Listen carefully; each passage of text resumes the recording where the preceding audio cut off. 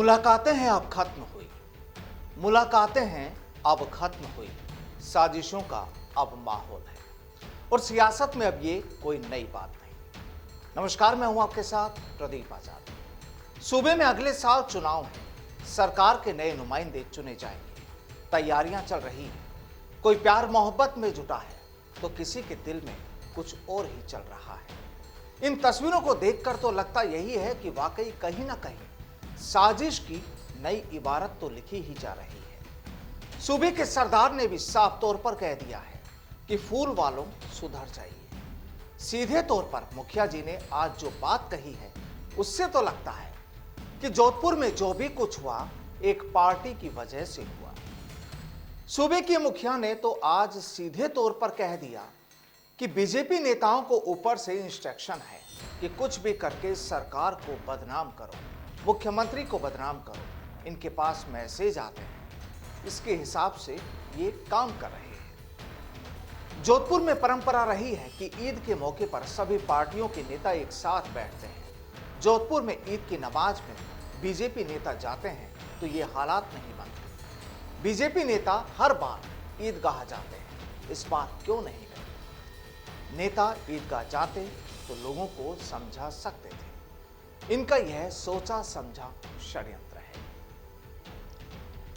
दरअसल गहलोत का यह बयान आज खबरों में छाया हुआ है, लेकिन कहते हैं कि जहां वार होता है वहां पलटवार भी होता है।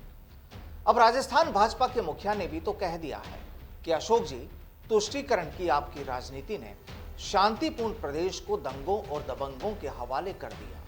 खनन माफिया, नकल माफिया, ड्रग माफिया, जमीन माफिया के बाद अब आपके गृह मंत्री काल में दंगा माफिया भी पनप गए।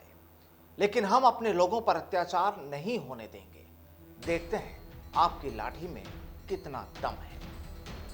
पुनिया चुप नहीं बैठे और सोशल मीडिया के जरिए यह भी कह डाला कि माननीय मुख्यमंत्री जी, आप तो कांग्रेस के चिंतन की चिंता में व्यस्त हैं। आपका गृह नगर दंगाइयों के तांडव की भेंट चढ़ गया। मैं आज जोधपुर आ रहा हूं, पीड़ितों और जोधपुर की साख और सद्भाव की चिंता करने वाले नागरिकों से मिलूंगा।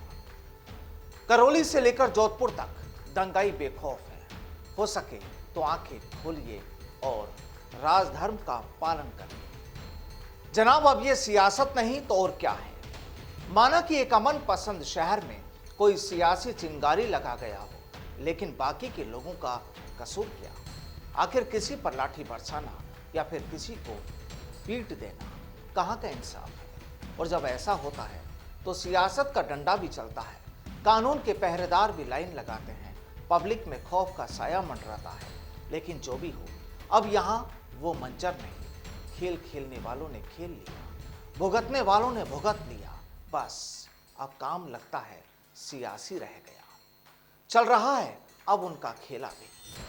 लेकिन जनाब, सवाल यही कि ये दौर अब कब थमेगा? पहले करौली का नाम, फिर राजगढ़ और अब जोधपुर। माना कि चुनाव करीब है, आरोपों का मौसम है, गर्मी भी तेज है, लेकिन यकीन मानिए पब्लिक सब जानती है। कुछ दर्द भुला देते हैं, कुछ भुलाए नहीं जाते। हुकूमत है सरकार आपकी, बस कोशिश कीजिए कि अब फिर कोई ऐसी कहानी हमारे राजस्थान में ना लिखी जाए, क्योंकि फिर वो शब्द मिटाए नहीं मिटते। सियासत का क्या, चलती रहती है। अब हम तो बस यही कहेंगे कि बात तेरी याद मुझे जुबानी है, बात तेरी याद मुझे जुबानी है। तू अपनी ही रूह से बेजान था, और जब मजहब तेरा इंसानी है तो बता शहर क्यों वीरान था। नमस्कार।